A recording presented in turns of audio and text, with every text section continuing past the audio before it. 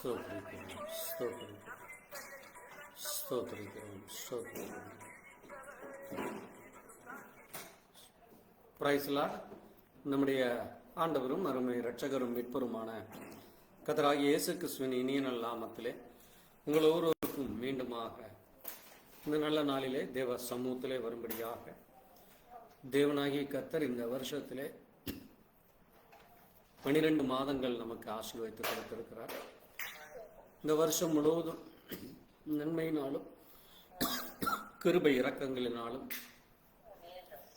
நம்மை உண்டாக்கி உருவாக்கின தேவன் நம்ம ஒருவருக்காக இந்த பூமியில மனுஷனாய் வந்து மரித்தேன், ஆனாலும் இதோ சதா காலங்களிலும் உயிரோடு இருக்கிறேன் என்று சொல்லி இன்றைக்கும் ஜீவிக்கிற தேவனாய் ஜீவனின் அதிபதியாக நம்ம மத்தியிலே இருக்கிறார்.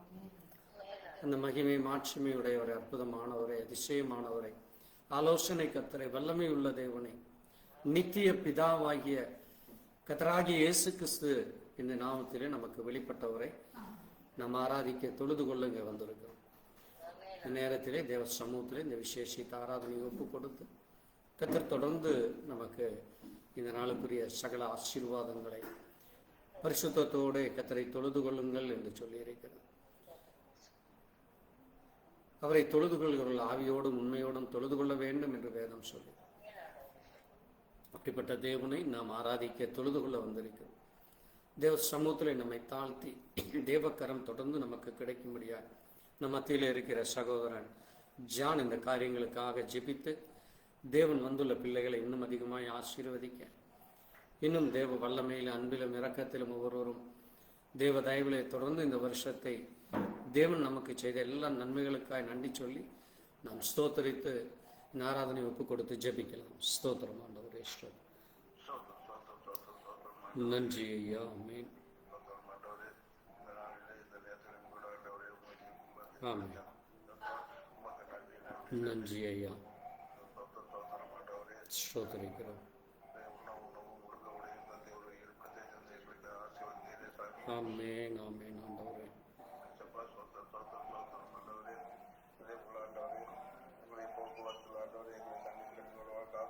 நன்றி ஐயா, நன்றி ஐயா.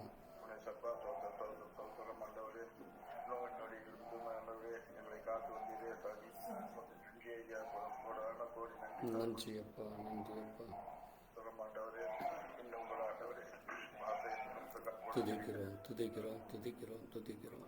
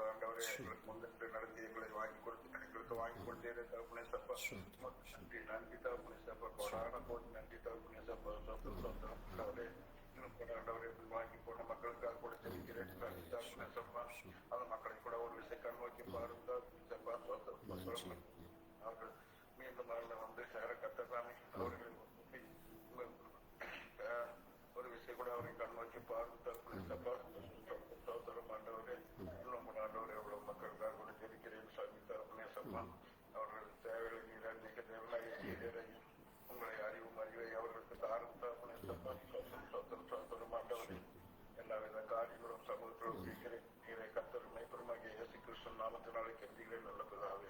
ஆமேன் ஆமேன். தேவனும் ஜெபத்தை கேட்டதற்காய் ஸ்தோத்திரிப்போம். ஸ்தோத்திரம் ஸ்தோத்திரம் ஆண்டவரே.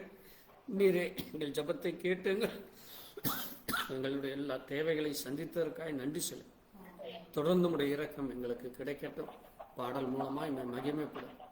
இம்மை ஆராதிக்க தொழுது கொள்ளுகிற அந்த வேலையிலே உடைய பிரசன்னம் இறங்கட்டும். தேவ தயவு கிடைக்கட்டும். இயேசு கிறிஸ்துவின் நாமத்திலே ஆமென். பாட்டு புத்தகத்திலே 115வது பாடல், துதித்து பாடிட பாத்திரமே துங்கவன் இயேசுவின் நாமமதே என்கிற ஒரு பழைய பாடல்.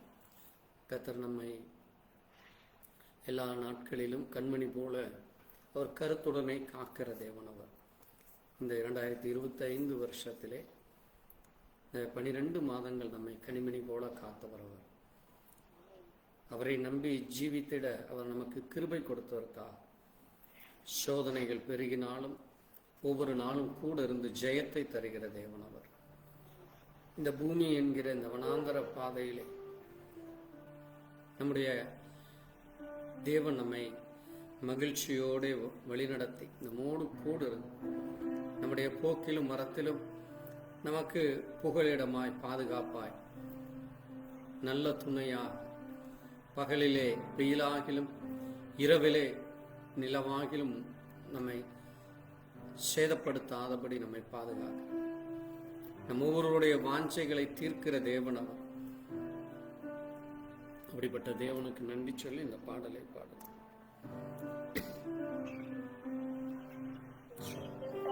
திட பாத்திரமே துங்கவன் இயேசுவின் நாமமதே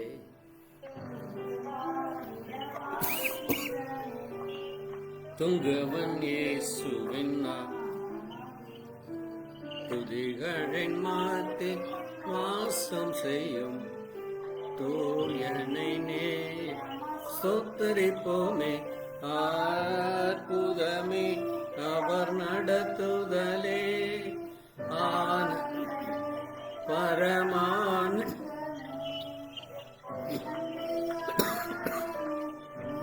பொங்கிடுதே நாமல்லேலும்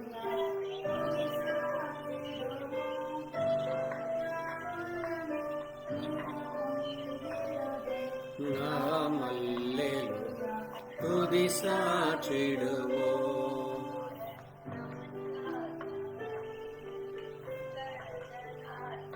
கண்மணி போ கருத்து காத்தாரே கரை திட கிருப என்ற புதமே அவர் நடத்துதலே ஆனந்தமே பரமானந்தமே நன்றியாலுள்ளமே மிக பொங்கிடுதே நாமல்லேலும் துதி சாற்றிடு நன்றியாலுள்ளமே மிக பொங்கிடுதே நாமல்லே துதி சாற்றிடுவோம்.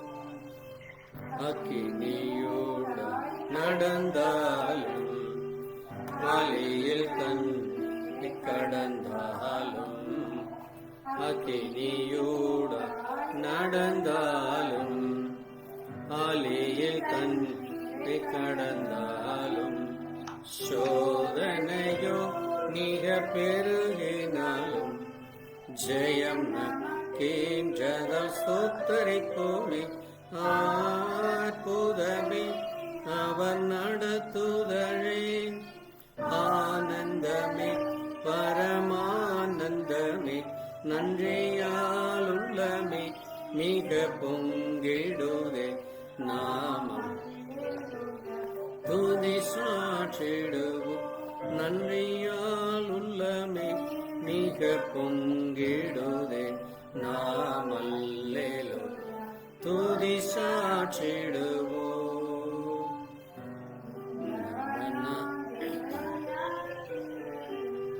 இன்பரம் இயேசு மோடிருப்பான் இந்தவனாந்தி யாத்திரையில் இன்பரம் இயேசு நம்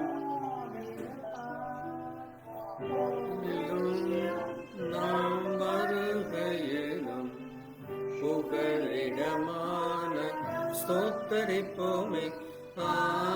அற்புதமே அவர் நடத்துதலே, ஆனந்தமே பரமானந்தமே, நன்றியால் உள்ளமே மிக பொங்கிடுதே. நாம் அல்லேலூயா துதி சாற்றிடுவோம், நன்றியால் உள்ளமே மிக பொங்கிடுதே. நாம் அல்லேலூயா துதி சாற்றிடுவோம். வாஞ்சைகள் தீர்த்து வந்திடுவார், வரும் என்றே நாம் அழைத்திடுவோம். வாஞ்சைகள் தீர்த்து வந்திடுவார், வரும் என்றே நாம் அழைத்திடுவோம்.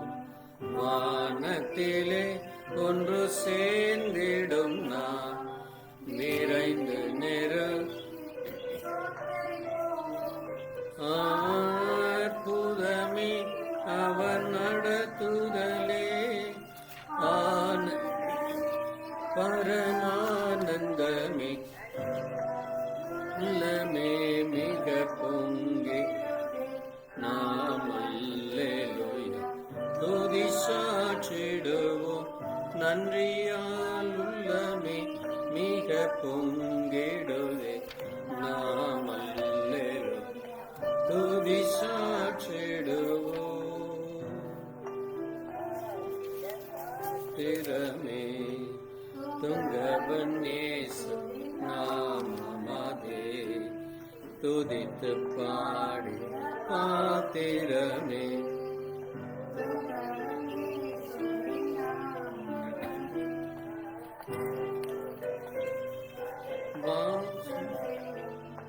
தூயோனை அற்புதமே அவர் நடத்துதலே, ஆனந்தம் பரமானந்தமே, நன்றியால் உள்ளமே மிக பொங்கிடுதே.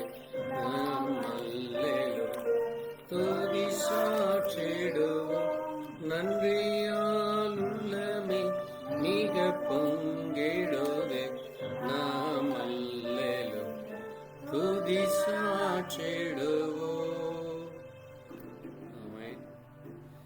நம்முடைய தேவன் அவர் மாறாதவராய் இருக்கிறார், மகிமையின் தேவனாய். அப்படிப்பட்ட தேவனுக்கு நன்றி சொல்லும் விதமாய் நாம் எழுந்து நின்று மகிமை மாட்சிமை நிறைந்தவரே மகிழ்வுடன் தொழுதிடுவோம். பரிசுத்த தேவனாகிய இயேசுவை நாம் ஒவ்வொரு நாளும் பணிந்து பாட்டு புத்தகத்திலே 435 மகிமை மாட்சிமை நிறைந்தவரே, உன்னத தேவன் நீர், ஞானம் நிறைந்தவர் நீர், முழங்கால் யாவும் பாரில் முடங்கிடுதே. உயர்ந்தவர் அவர், சிறந்தவர் அவர், அவரை நாம் என்றும் தொழுதிட அவர் ஒருவரே சேரக்கூடாத ஒளியில் வாசம் செய்கிறவர். பரிசுத்த தேவன் அவர், அவருடைய பாதம் பணிந்திட நாம் வந்திருக்கிறோம். அப்படிப்பட்ட மகிமையின் தேவனை, பரிசுத்த தேவனாகிய நித்திய தேவனாகிய கர்த்தராகிய இயேசு கிறிஸ்து நாமத்திலே வெளிப்பட்ட அந்த ஒரே தேவனை, நாம் உன்னத தேவனை, அன்பு நிறைந்தவரை, அடைக்கலமானவரை, நீதி நிறைந்தவரை, நித்தியமானவரை, நல்லவரை, வல்லவரை என்றும் தொழுதிட வந்திருக்கிறோம். பாடல் மூலமாய் அவரை மகிமைப்படுத்தலாம்.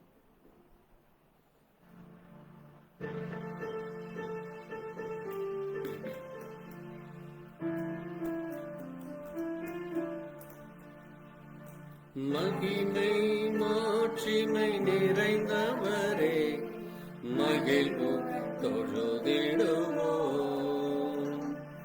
மகிமை மாட்சி நிறைந்தவரே மகிழ்வு தொழுதிடுவோம். பரிசுத்த தேவனாம் இயேசுவை பணிந்தே தொழுவோம். பரிசுத்த தேவன் இயேசுவை பணிந்தே தொழுவோம். மகிமை மாட்சி மாட்சி நிறைந்தவரே மகிழ்வுடன் தொழுதிடுவோம். உன்னத தேவன் நீரே ஞானம் நிறைந்தவரே, உன்னத தேவன் நீரே ஞானம் நிறைந்தவரே, உலகம் யாவுமே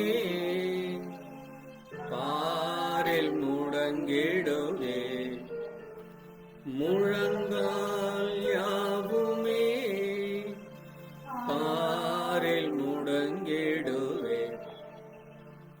உயர்ந்தவரே சிறந்தவர் என்றும் தொழுதிடுவோம். உயர்ந்தவரே சிறந்தவரே என்றும் தொழுதிடுவோம். மகிமை மாட்சிமை நிறைந்தவரே மகிழ்வுடன்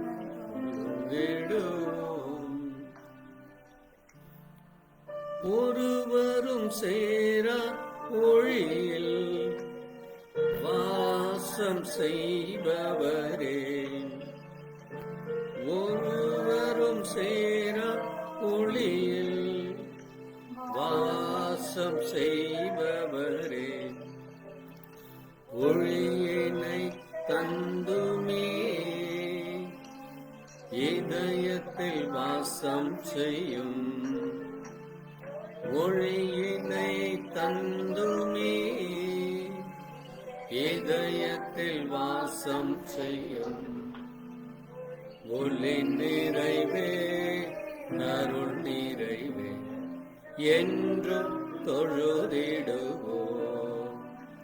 ஒளி நிறைவே அருள் நிறைவே என்றும் தொழுதிடுவோம். மகிமை மாட்சிமை நிறைந்தவரே மகிழ்வுடன் தொழுதிடுவோம். பரிசுத்த தேவன் நீரே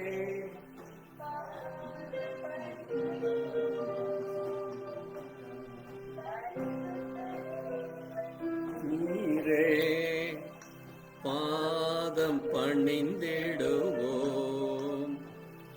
கழுவியே நிறுத்தி நீரே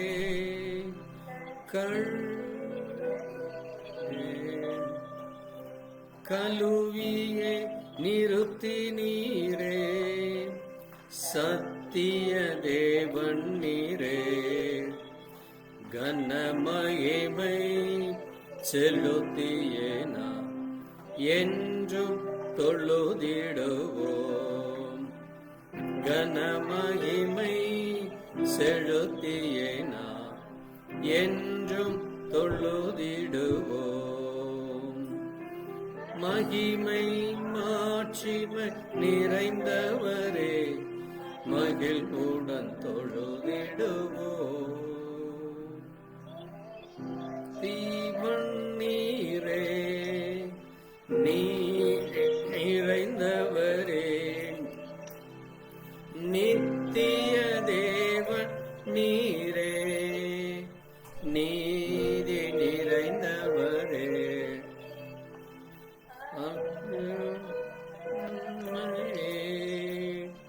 அன்பு நிறைந்தவரே அடைக்கலமானவரே அன்பு நிறைந்தவரே நல்லவரே வல்லவரே என்றும் தொழுதிடுவோம். நல்லவரே வல்லவரே என்றும் தொழுதிடுவோம். மாட்சிமை நிறைந்தவரே மகிழ்வோடு தொழுதிடுவோம். பரிசுத்த தேவனாம் இயேசுவை பணிந்தே தொழுகுவோம். பரிசுத்த பணிந்தே தொழுகுவோம். மகிமை மாட்சிமை நிறைந்தவரே மகிழுடன் தொழுதிடுவோம். நாம் நின்ற வண்ணமாய் கர்த்தரை ஸ்தோத்திரித்து துதிப்போம். ஸ்தோத்திரிக்கிறோம் அப்பா. மகிமை மாட்சிமை நிறைந்தவரே, உன்னதமானவரே, உயர்ந்தவரே, ஜீவனின் அதிபதியே, தேவாதி தேவனே, ராஜாதிராஜனே, கத்தாதி கத்தரே, கத்தராகி இயேசு கிறிஸ்துவே, மை துதிக்கிறோம், மை ஸ்தோத்திரிக்கிறோம். நீ சேனைகளின் கத்தர், பரிசுத்தர் பரிசுத்தர் என்று சேராபீன்களும் கேராபீன்களும் ஆண்டவரே உம்மை ஓயாமல் துதித்து கொண்டிருக்கிறது, உம்மை கனப்படுத்துகிறது, உம்மை மகிமைப்படுத்துகிறது. நாங்களும் ஆண்டவரே இந்த பூமியிலிருந்து உம்மை நோக்கி பார்த்து நம்முடைய பரிசுத்த ஸ்தலத்தை நோக்கி பார்த்து ஆண்டவரே நீர் பரிசுத்தராய் இருப்பது போல நாங்களும் பரிசுத்தமாக இந்த பூமியில இருக்க வேண்டும் என்று நீர் விரும்புகிறீர். பாவிகளான எங்களுக்காக ஆண்டவரே இந்த பாவத்தை போக்குவார் யார் என்று சொல்லி இன்றைக்கு ஜனங்கள் என்னவெல்லாம் செய்து கொண்டிருக்கு. ஆனாலும் நம்முடைய ரத்தம் அன்றி இந்த பூமியிலே பரிசுத்தம் இல்லை கர்த்தா. அந்த இரத்தத்திலே கழுவப்பட்டோம் என்று நாங்கள் விசுவாசிக்கிறோம். அந்த இரத்தம் எங்களுக்காக சிந்தப்பட்டது, அது சிலுவையிலே சிந்தப்பட்டது. அந்த மரணம் எங்களுக்காக நீர் ஏற்றுக்கொண்டீர் என்று நாங்கள் விசுவாசிக்கிறோம். அந்த இரத்தம் இல்லாமல் உம்மிடத்தில் ஒருவரும் நெருங்க முடியாத கர்த்தா. அந்த இரத்தமே எங்களுக்கு ஒரு உடன்படிக்கையாக இருக்கிறதப்பா. ஆண்டவரே அந்த உடன்படிக்கையிலே படி நாங்கள் ஆண்டவரே உம்மிடத்தில் வந்து அந்த இரத்தத்திலே கழுவப்பட்டோம் என்று நாங்கள் சாட்சி சொல்ல. ஆண்டவரே நீர் எங்களை கழுவினீர் என்று சுவாசம் எங்களை சுத்திகரித்தீரப்பா, எங்களை தகுதிப்படுத்தினீர் ஆண்டவரே. அதற்காக நாங்கள் நன்றி செலுத்துகிறோம். நாங்கள் ஒன்றுமில்லை ஆண்டவரே, பெருமையாய் இருக்கிற எங்களை ஆண்டவரே உம்முடைய பரிசுத்த வல்லமையினாலும் பரிசுத்த ஆவியினாலும் பரிசுத்த வார்த்தையினாலும் எங்களை நீர் பலப்படுத்தி உற்சாகப்படுத்துகிறீரப்பா, எங்களை நீர் தகுதிப்படுத்துகிறீரப்பா. எங்களை நீர் ஆண்டவரே இந்த பூமியிலே ஆண்டவரே எல்லா இடங்களிலும் உம்மை குறித்து பேச, உமைக்கு கனப்படுத்த, மகிமைப்படுத்த எங்களுக்கு நீர் ஆண்டவரே நீர் எல்லா காரியத்தை செய்து வைத்திருக்கிறீரப்பா. நீ செய்த எல்லாவற்றிலும் ஆண்டவரே நாங்கள் அந்த நன்றிகளை சொல்லுகிறோம் அப்பா. ஆண்டவரே நாங்கள் எழுந்தது முதலாவது எங்களுடைய ஆயுசு நாட்களை நீர் கூட்டி கொடுக்கிறீர் என்று நாங்கள் நன்றி சொல்லுவோம்.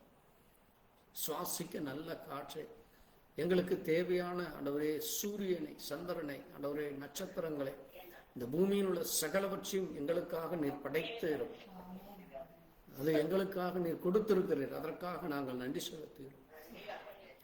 அந்த வல்லமை ஒருவரால் மட்டுமே கூடும் அப்பா. நீரே எல்லாவற்றையும் உண்டாக்கி உருவாக்கின தேவனப்பா. அந்த சிருஷ்டி கர்த்தராகி உம்மை, எங்களை படைத்தவராகி உம்மை, எங்களை உருவாக்கினவராகி உம்மை, எங்களை தகுதிப்படுத்துகிறோமே நோக்கி பார்க்கிற இந்த நேரத்தில் உம்முடைய கரம் இறங்கட்டும் அப்பா. உம்முடைய வல்லமை, உம்முடைய ஆண்டவரே இரக்கம் எங்களுக்கு கிடைக்கட்டும். ஆண்டவரே நீர் எங்களை தகுதிப்படுத்தினருக்காய் ஸ்தோத்திரம், எங்களை பலப்படுத்தினருக்காய் ஸ்தோத்திரம், எங்களை வழிநடத்தி கொண்டிருப்பதற்காய் ஸ்தோத்திரம், எங்களை வாழ வைத்ததற்காய் ஸ்தோத்திரம். ஆண்டவரே நீர் எங்களுக்கு ஒரு வாக்குத்தத்தத்தை செய்திருக்கிறீரப்பா. இயேசு கிறிஸ்துவை விசுவாசிக்கிற எங்களுக்கு நீர் நித்திய ஜீவனை கொடுப்பேன் என்பது அந்த வாக்கு.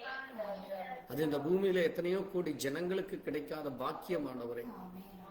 கர்த்தரை தெய்வமாய் கொண்ட ஜனம் பாக்கியம் உள்ளது என்று சொல்லி அந்த பாக்கியத்தை நீர் எங்களுக்கு கொடுத்திருக்கிறீரப்பா. ஆண்டவரே ஒன்றுமில்லாத எங்களை, பாவிகளான எங்களை, அசுத்தமும் அருவருப்பும் அக்கிரமும் மீறுதலிலும் ஆண்டவரே உமக்கு ஆண்டவரே எதிராய் செய்த எல்லா துர்க்கிரியைகளிலிருந்து எங்களை சுத்திகரித்து ஆண்டவரே எங்களை நீர் தகுதிப்படுத்துகிறீரப்பா. ஆண்டவரே எங்களை நீர் பலப்படுத்துகிறதற்காய் ஸ்தோத்திரம், எங்களை நீர் வழிநடத்தி கொண்டிருப்பதற்காய் ஸ்தோத்திரிக்கிறோம். தொடர்ந்து உடைய கரம், உடைய பலன் எங்களுக்கு கிடைக்கட்டும். இந்த இடம் முழுவதும் உடைய வல்லமையினாலே நிரம்பட்டும் அப்பா. ஒவ்வொருவரும் என் தேவன் எனக்கு பலனை கொடுத்தார், எனக்கு அற்புதங்களை செய்தார், ஆசீர்வாதங்களை கொடுத்தார் என்று சொல்ல முழு இருதயத்தோடும் முழு பலத்தோடும் அன்பு கூற தேவ கிருபையத்தார். தொடர்ந்து இந்த ஆராதனை முழுவதும் உடைய கரம் இருக்கட்டும். பாடும் பாடல்களிலும் வாசித்து தியானிக்கிற வார்த்தையின் மூலமாய் கர்த்தர் பேசும். உடைய இரக்கம் ஒவ்வொருவருக்கும் கிடைக்கட்டும். இயேசு கிறிஸ்துவின் நாமத்திலே ஆமென். நாம் நின்ற வண்ணமாய் ஒரு பாடலை பாடி தொடர்ந்து நாம் செய்திக்குள்ளாய் கடந்து செல்லலாம். 444வது பாடல். அன்பு கூறுவேன் இன்னும் அதிகமா என்கிற பாடல். அன்பு கூறுவேன் இன்னும் அதிகமா, ஆராதிப்பேன் என்னும் ஆர்வமா. அன்பு கூறுவேன் என்னும் அதிகமா, ஆராதிப்பேன் என்னும் ஆர்வமா. உம்மை முழு உள்ளத்தோடு ஆராதிப்பேன், முழு பலத்தோ அன்பு கூறுவேன். ஆராதனை ஆராதனை ஆராதனை ஆராதனை. அன்பு கூறுவேன் இன்னும் அதிகமா, ஆராதிப்பேன் என்னும் ஆர்வமா. எபினேசரே எபினேசரே, இதுவரையில் நனவினீரே. எபினேசரே எபினேசரே, இதுவரையில் உதவினீர். உம்மை முழு உள்ளத்தோ ஆராதிப்பேன், முழு பலத்தோ அன்பு கூறுவேன். ஆராதனை ஆராதனை ஆராதனை. அன்பு கூறுவேன் இன்னும் அதிகமா, ஆராதிப்பேன் இன்னும் ஆர்வமா. எபினேசரே எபினேசரே, இதுவரையில் உதவினீரே. எபினேசரே எபினேசரே, இதுவரையில் உதவினீரே. முழு உள்ளத்தோ ஆராதிப்பேன், முழு பலத்தோ அன்பு கூறுவேன். ஆராதனை ஆராதனை ஆராதனை ஆராதனை. எல்ரோயி எல்ரோயி, என்னை கண்டீரே நன்றி ஐயா. எல்ரோயி எல்ரோயி, என்னை கண்டீரே நன்றியை. உம்மை முழு உள்ளத்தோ ஆராதிப்பேன், முழு பலத்தோ அன்பு கூறுவேன். ஆராதனை ஆராதனை ஆராதனை ஆராதனை. அன்பு கூறுவேன் இன்னும் அதிகமா, ஆராதிப்பேன் இன்னும் ஆர்வமா. யெகோவா ரஃபா யெகோவா ரஃபா, சோகம் தந்தீரே நன்றி ஐயா. யெகோவா ரஃபா யெகோவா ரஃபா, சுகம் தந்தீரே நன்றி ஐயா. உம்மை முழு உள்ளத்தோ ஆராதிப்பேன், முழு பலத்தோ அன்பு கூறுவேன். ஆராதனை ஆராதனை ஆராதனை ஆராதனை. அன்பு கூறுவேன் அன்பும் அதிகமா, ஆராதனை இன்னும் ஆர்வமா.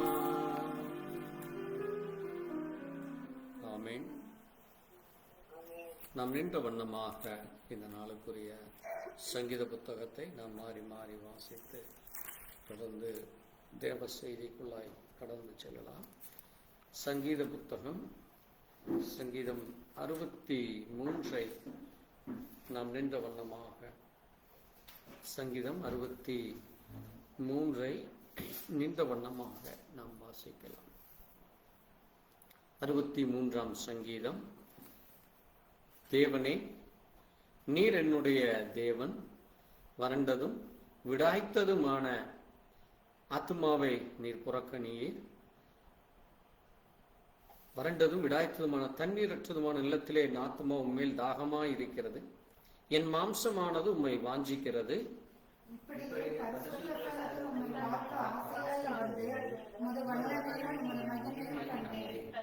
ஜீவனை பார்க்கிலும் உமது கிருபை நல்லது. என் உதடுகள் உம்மை துதிக்கும்.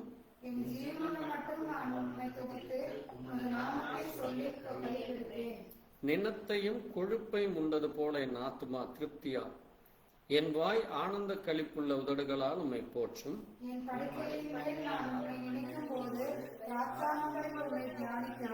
நீர் எனக்கு துணையாய் இருந்ததினால் உமது செட்டைகளின் நிழலிலே களி கூறுகிறேன்.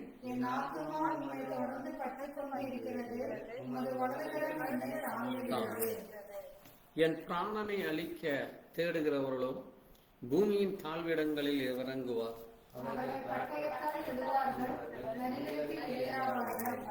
ராஜாவே, தேவனில் கழிவுவோம், அவர் பேரில் சத்தியம் பண்ணவர்கள் யாவரும் மேன்மை பொய் பேசுகிறவன் வாய் அடைக்கப்படும். ஆமென். நாம் நின்ற வண்ணமாக இந்த நாளுக்குரிய வேத பகுதியை வாசித்து நாம் தொடர்ந்து செய்திக்குள்ளாய் கடந்து செல்லலாம். 1 கொரிந்தியர் 3ஆம் அதிகாரம்.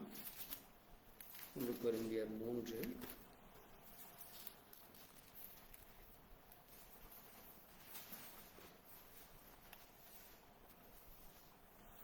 9 முதல்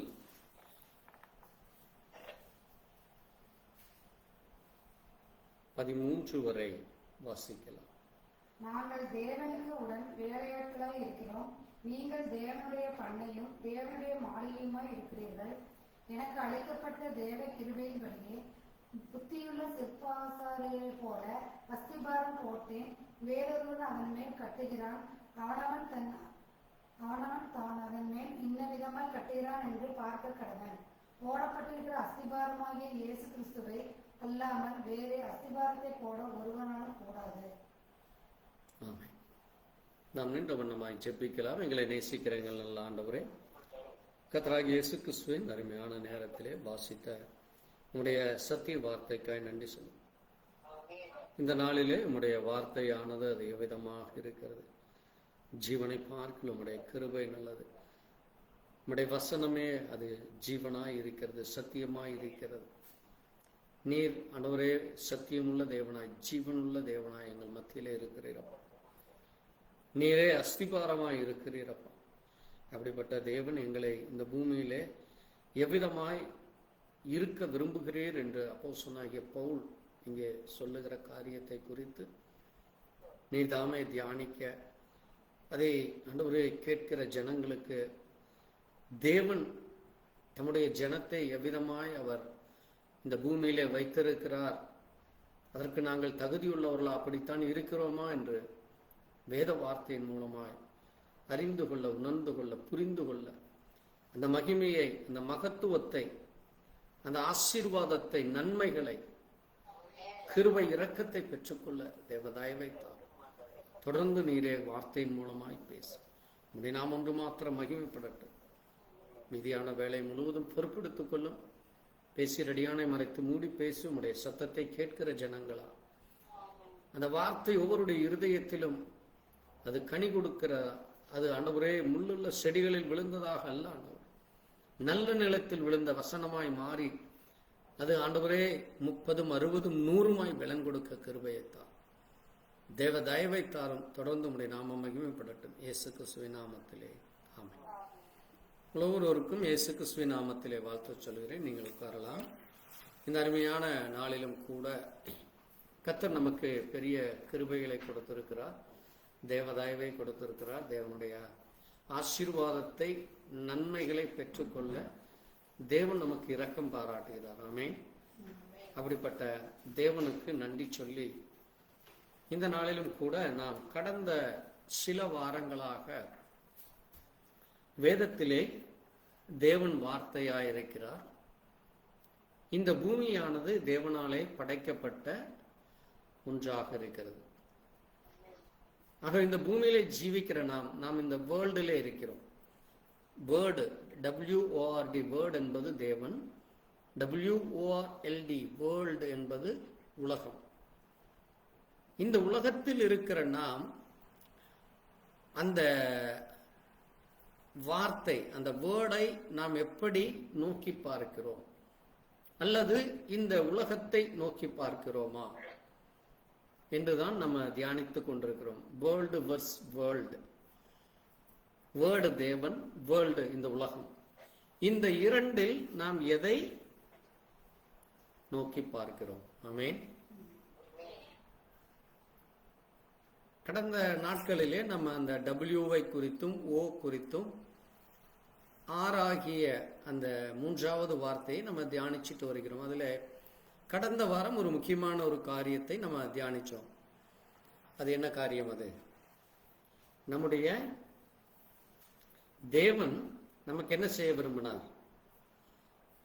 நம்ம சபைக்கு வருவதன் மூலமாக, நம்ம சபைக்கு வருவதன் மூலமாக தேவன் நமக்கு ஒரு சில காரியத்தை கொடுத்திருக்கிறார். என்ன காரியம்?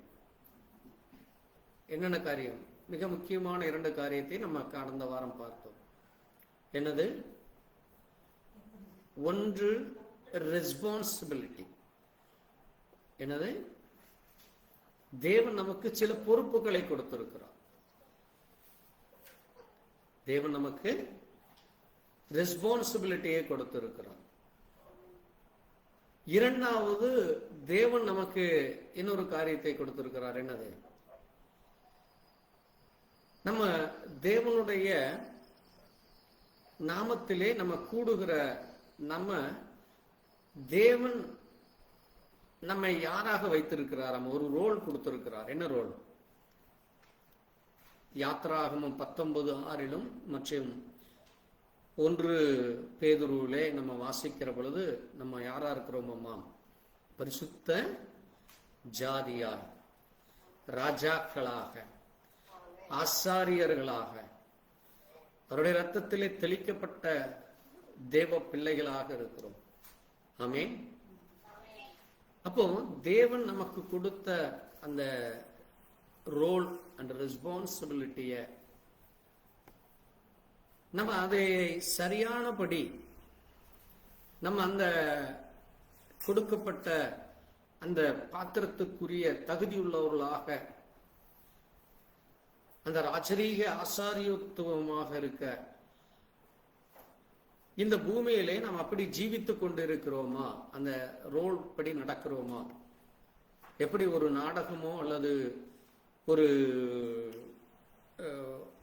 வேலை உங்களுக்கு கொடுக்கிறப்போ, ஒரு ரூலிங் பவர் உங்களுக்கு கொடுக்கிறப்போ, ஒரு கால் உங்களை ஒரு கவுன்சிலராகவோ அல்லது எம்எல்ஏ ஆகவோ எம்பி ஆகவோ அல்லது பிரைம் மினிஸ்டர் அல்லது ஒரு மினிஸ்டர் ஆகிறப்போ அந்த பொறுப்பின்படி நீங்க என்ன செய்ய வேண்டும்?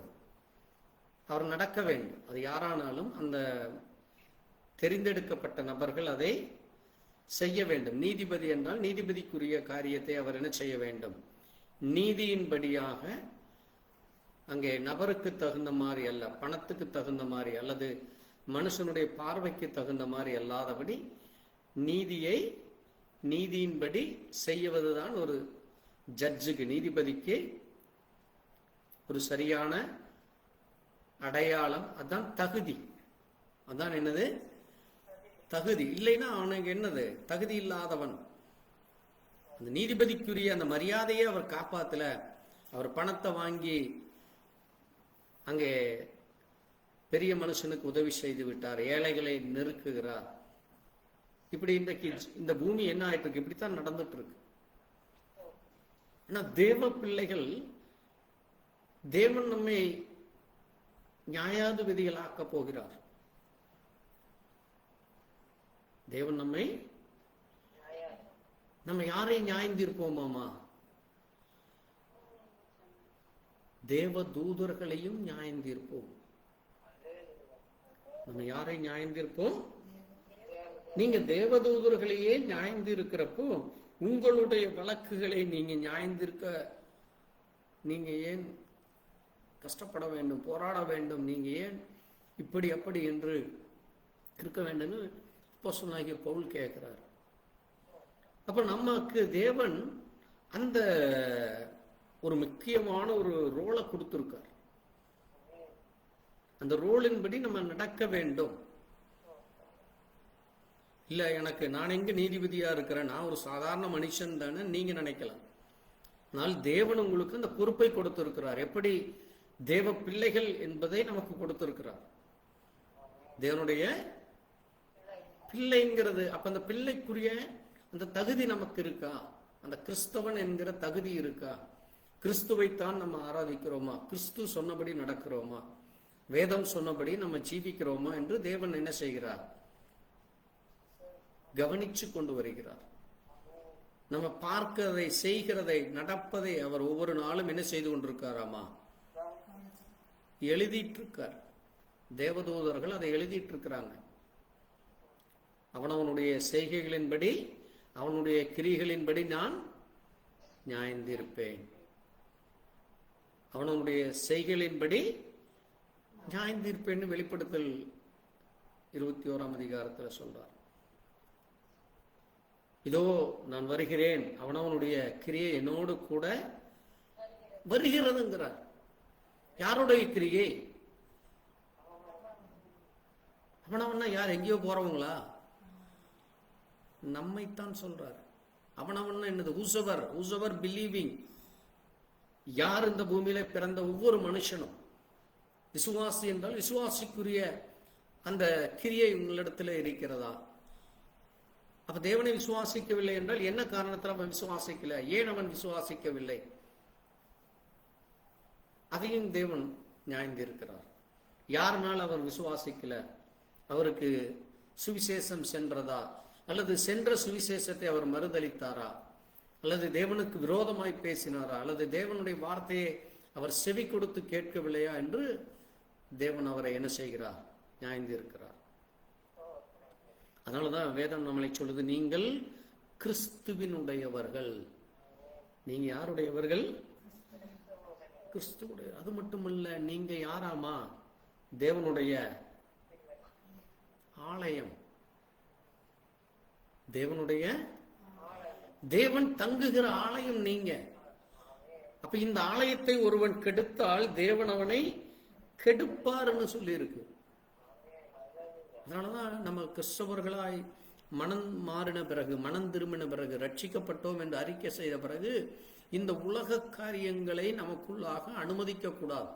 அது வரத்தான் செய்யும். அந்த சிந்தைகள் வரும், அந்த ஜீவியங்கள்ல அது அப்பப்போ அது வெளிப்படுற மாதிரி இருக்கு. அதை நம்ம என்ன செய்ய வேண்டும்? ஒவ்வொரு நாளும் பரிசுத்த ஆவியின் வல்லமையினாலே.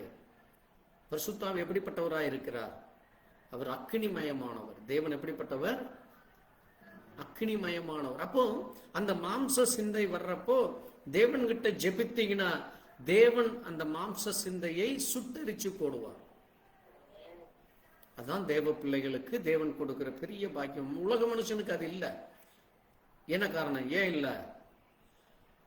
தேவனை அவன் விசுவாசிக்கல, தேவனை அவன் ஏற்றுக்கொள்ளல, தேவனுடைய ஆவி அவனுக்குள்ளாக இல்லை.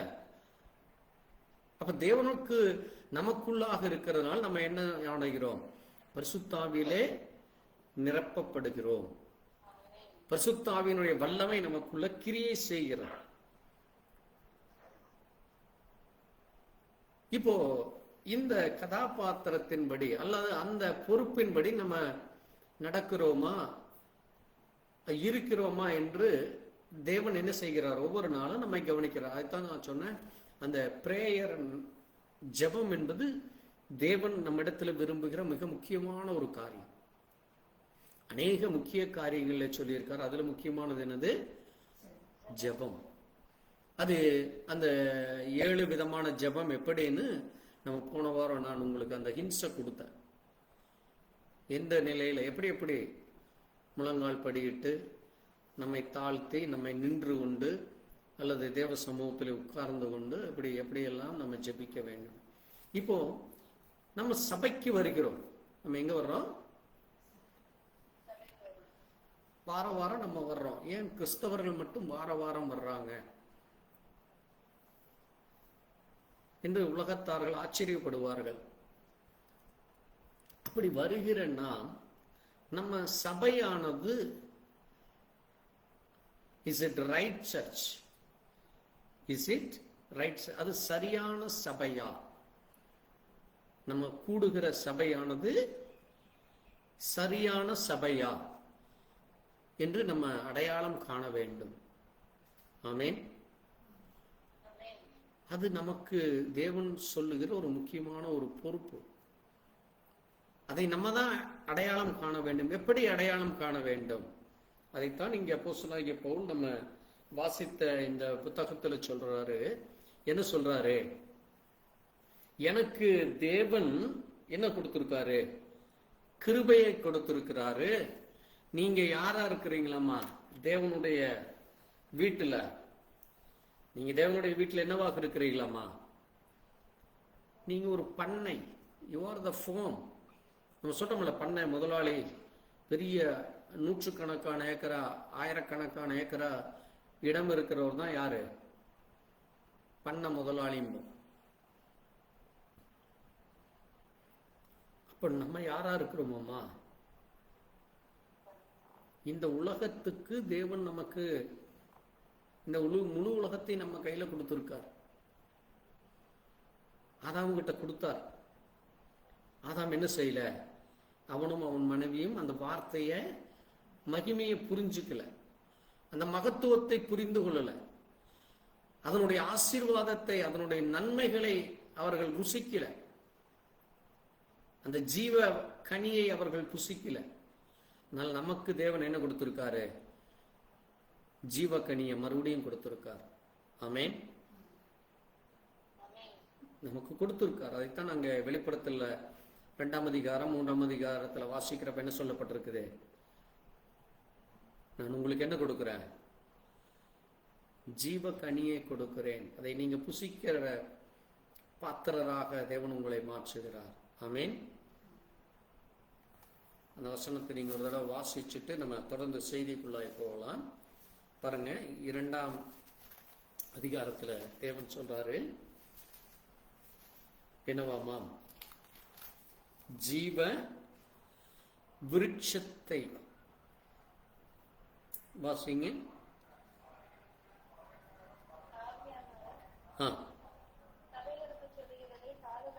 பாருங்க, ஆவியானவர் சபைகளுக்கு சொல்வதை காதுள்ளவன் கேட்க கடவன்.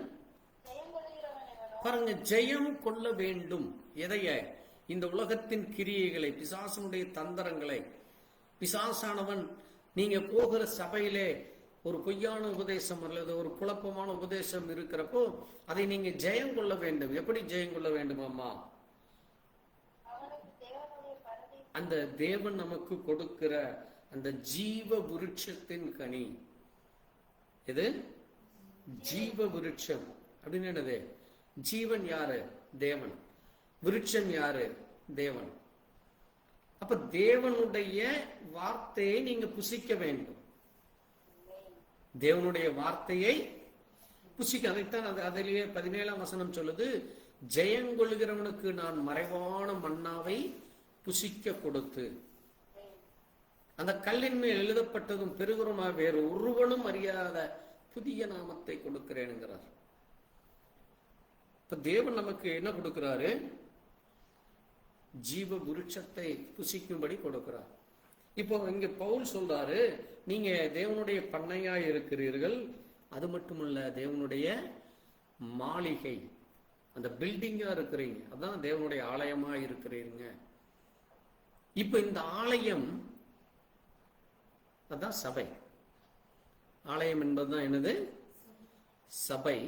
இந்த சபை எப்படி கட்டப்பட்டதாமா? இயேசு கிறிஸ்து என்கிற அந்த அஸ்திபாரம், இயேசு கிறிஸ்து என்கிற மூளைக்கல்.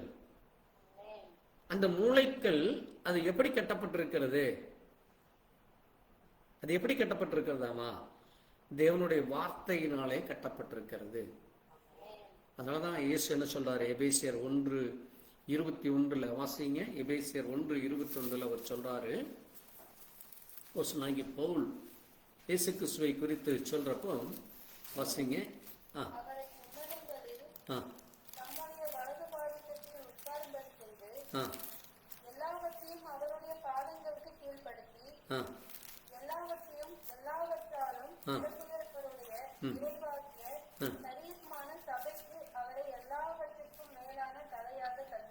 பாருங்க, அப்ப இந்த சபைக்கு தலை யாராமா?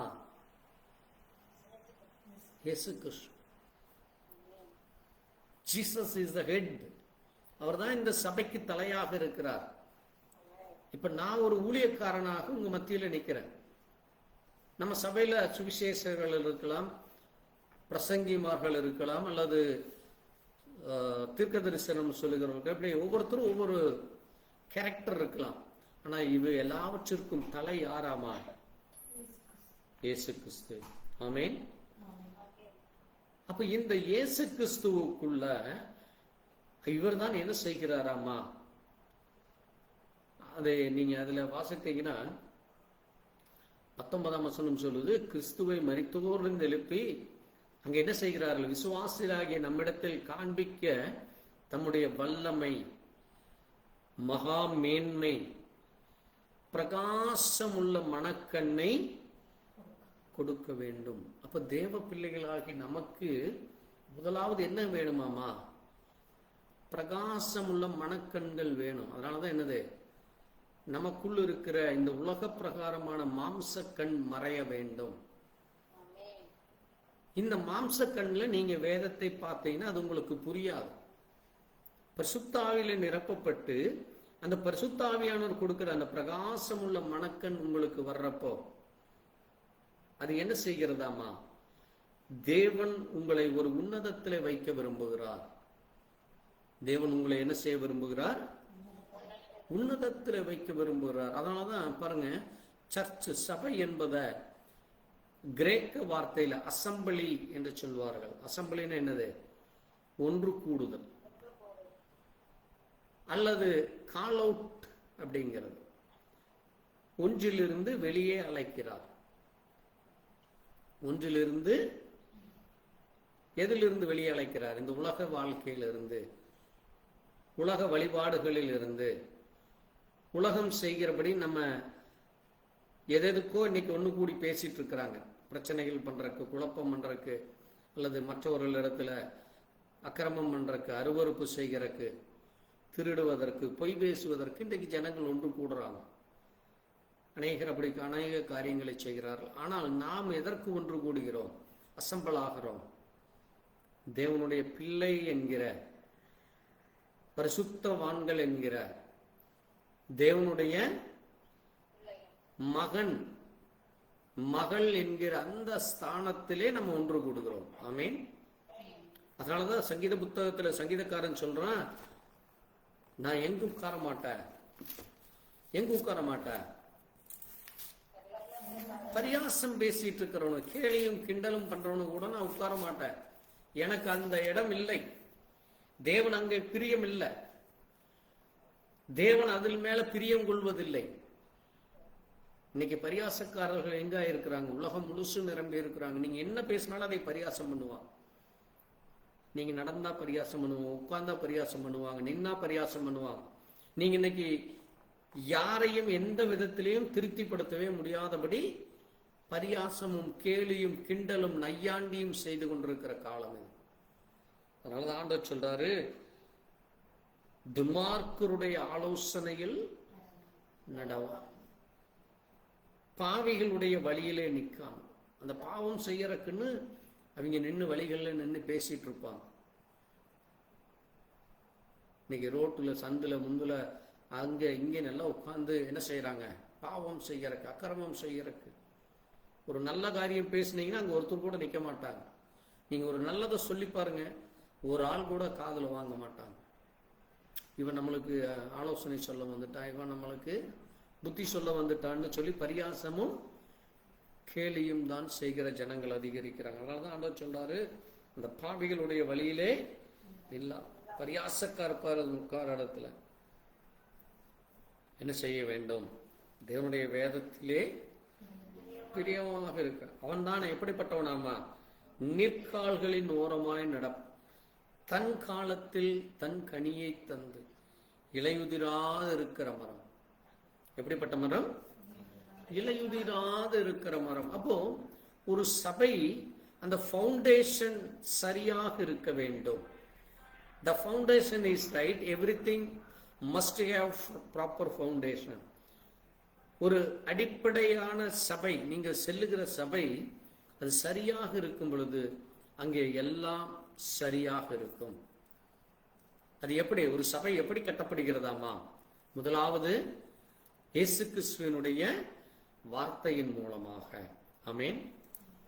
அவர்தான் தலை, அவர்தான் எல்லாம், அவர்தான் பிரதானம் என்று அந்த சொல்லப்படுகிற அது. அந்த சபையை அவர் என்ன செய்கிறாராமா? விசுவாசத்தின் மூலமாக கட்டுகிறார். ஆமென். அதனாலதான் மார்க் 13ஆம் அதிகாரத்துல நீங்க வாசித்தீங்கன்னா, மார்க் 13ல ஒரு காரியம் சொல்லப்பட்டிருக்கிறது. என்னவாமா? The foundation of faith. Foundation of faith. விசுவாசத்தின் அடித்தளமாக அந்த சபை கட்டப்பட்டிருக்கிறது. விசுவாசத்தின் அடித்தளத்திலே அந்த சபை என்ன செய்யப்பட்டிருக்கிறது? விசுவாசம் உள்ளவனாகி. எப்படி? விசுவாசம் உள்ளவனாகி ஞானஸ்நானம் பெற்றவன் ரட்சிக்கப்படும். அப்போ ஒரு சபை எப்படி அடிப்படையில் தொடங்குறது? எப்படி தொடங்குறது? விசுவாசத்தின் அடிப்படையில். ஆமென். ஒரு சபையில இருக்கிற ஜனங்கள் விசுவாசத்தோடு வந்து உட்காரணும். நான் சபைக்கு சென்றால் என் தேவன் எனக்கு என்னுடைய ஜபத்தை கேட்பார். எனக்கு எத்தனை போராட்டம் இருக்கலாம், எத்தனை பிரச்சனை இருக்கலாம், கவலையில் இருக்கலாம், இல்ல தடைகள் இருக்கலாம். ஆனால் தேவனிடத்துல நான் போய் உட்கார்ந்து ஜெபித்தா அந்த தடைகளை அவர் எடுத்து போட அவராலே முடியும். அப்ப நான் சபைக்கு செல்வது என்னுடைய விசுவாசத்தை இன்னும் அதிகரிக்க, டு இன்க்ரீஸ் அவர் ஃபெய்த். நம்முடைய விசுவாசத்தை அது அதிகரிக்க செய்கிறதுக்குத்தான். அந்த விசுவாசம் குன்றி போகிறக்கல்ல. நீங்க இங்க வந்து இடர்கள் அடையாமல் இருக்கணும். இங்க வந்து நீங்க ஒரு குழப்பத்தோட போகக்கூடாது. ஐயோ இது என்னது, என்னமோ சொல்லி என்னை குழப்பி விட்டுட்டாங்களே, இந்த பேசுனது எனக்கு குழப்பமா இருக்குது, இது எனக்கு என்னமோ தப்பா தெரியுதுங்கிற அந்த மனநிலையிலே இங்கிருந்து நம்ம யாரும் போகக்கூடாது. ஆமென். அப்போ கொடுக்கப்படுகிற செய்தி, கேட்கப்படுகிற செய்தி, வாசிக்கிற பிரசங்கம் நம்மை தொட வேண்டும். அது நம்மோடு கூட பேச வேண்டும். தொடர்றதுன்னா என்னது? நம்ம கூட அது பேசணும், ஒரு லிங்க் ஆகணும், அது மேட்ச் ஆகணும் நம்முடைய வாழ்க்கையில. ஆமா, நான் தேவனை விசுவாசிக்கிறேன், நான் தேவனுடைய பிள்ளை, என் ஏசப்பா தான் எனக்கு யாரு? தலையாக இருக்கிறார், நான் அவராலே அழைக்கப்பட்டவன். we are the called people, we are the assemble. நம்ம இயேசு கிறிஸ்து நாமத்திலே நம்ம இங்க கூடியிருக்கிறோம். அப்ப இயேசு தான் எனக்கு என்னவா இருக்கிறார்? தேவனாக இருக்கிறார். அவர் தான் எனக்காக இந்த பூமியிலே மரித்தார். அவரை நான் விசுவாசிக்கிறேன் என்று சொல்லி நம்ம என்ன செய்கிறோம்? அதை நம்ம அறிக்கை செய்து அதன்படி நடக்கிறோம். அதைத்தான் அங்கே மார்க்கிலேயும் வாசிக்கிறோம். அங்கே 1 கொரிந்தியர் நம்ம அதைத்தான் வாசித்தோம். அங்கே யாராமா? இயேசு கிறிஸ்து தான் ஃபவுண்டேஷன். அதைத்தான் நீங்க மத்தேயுல நீங்க வாசிக்கிறப்ப 7ஆம் அதிகாரத்துல சொல்லப்பட்டிருக்கிறது. அவர் யாராக இருக்கிறாராமா? இயேசு கிறிஸ்து. இயேசு கிறிஸ்து யாரு? மத்தேயு 7ஆம் அதிகாரம் 24ஆம் வசனத்திலிருந்து 27 வரைக்கும் நீங்க வாசிக்கிறப்போ அவர் யாராக இருக்கிறாராமா? வாசிங்க மத்தேயு 7ஆம் அதிகாரம்.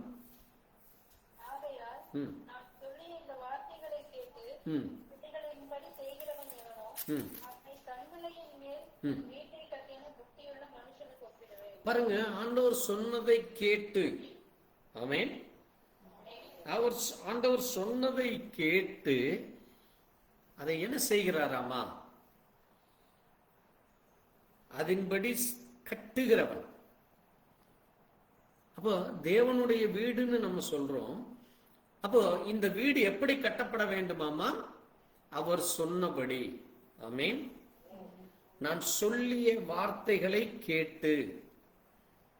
அவர்தான் வார்த்தையாய் இருக்கிறார். அப்போ அந்த தேவன் நமக்கு சொன்ன அந்த ஒவ்வொரு வார்த்தைகளை, foundation, faith, church, called out people, இப்படி அப்போ அதன்படி நம்ம என்ன செய்கிறோம்? அதை கேட்டு அவைகளின்படி கட்டுகிற இடம் எப்படிப்பட்ட இடமாமா?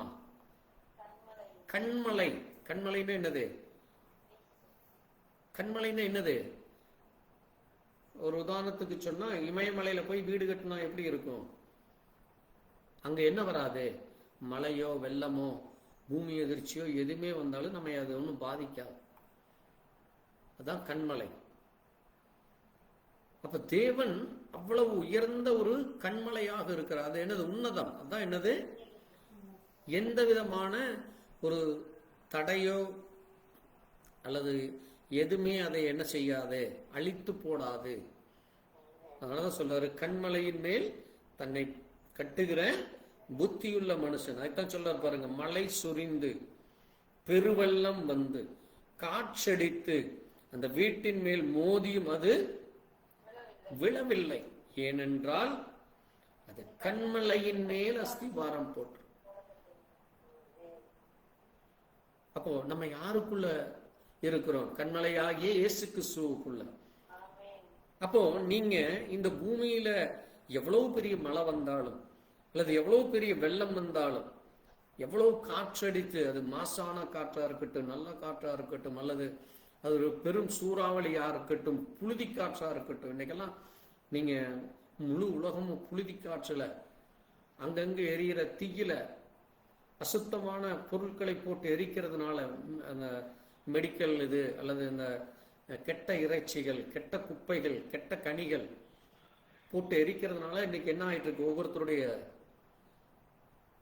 மூச்சு திணறல் அதிகமாயிட்டு இருக்கு. டெல்லியில இன்னைக்கு 90% பேருக்கு மூச்சு திணறல் இருக்காம. அப்ப பாருங்க, இது எதுவுமே நம்ம என்ன செய்யாது,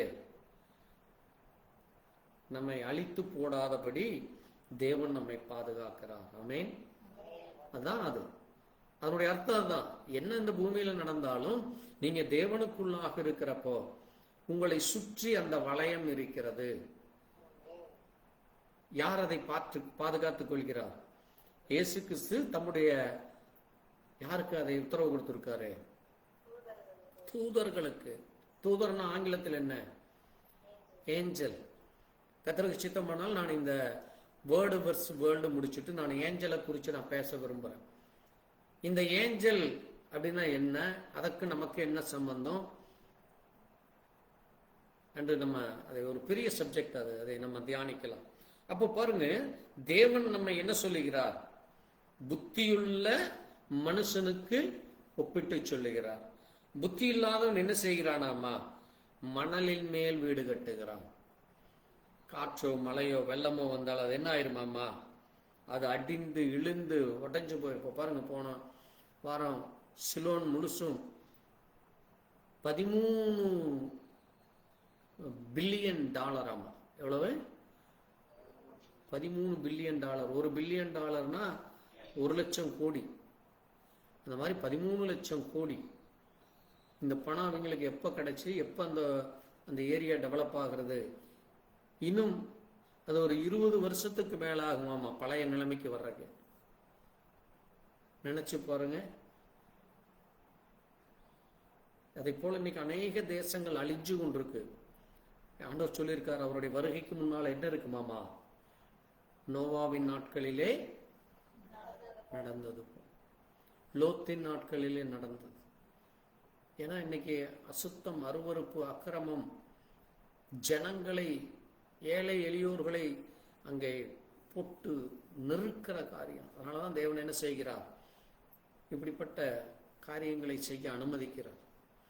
ஆனால் இவைகளில் இருந்து தேவன் தன்னுடைய பிள்ளைகளை பாதுகாக்கிறார். ஏனால் நாம் எப்படி கட்டப்பட்டிருக்கிறோம்? The foundation is right. Amen.